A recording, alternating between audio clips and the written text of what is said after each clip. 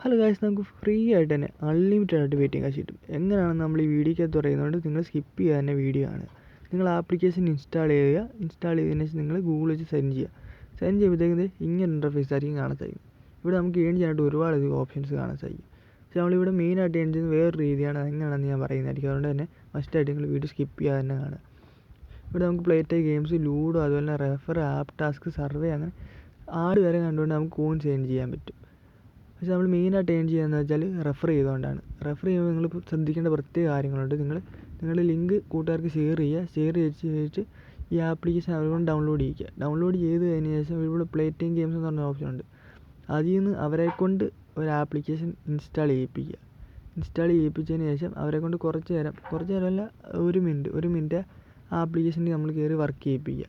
നമ്മൾ കാണാൻ സാധിക്കും കുറേയധികം ആപ്ലിക്കേഷനുണ്ട്. ഇതിൽ ഏതെങ്കിലും കുറഞ്ഞ വീട് ഒരു ആപ്ലിക്കേഷൻ അവരെക്കൊണ്ട് ഡൗൺലോഡ് ചെയ്യുക. അവരെക്കൊണ്ട് ഡൗൺലോഡ് ചെയ്താൽ മാത്രമേ നമ്മൾ ആ റെഫർ ചെയ്ത ആ ക്യാഷ് നമ്മുടെ വോൾട്ടിലോട്ട് ആടാകത്തുള്ളൂ.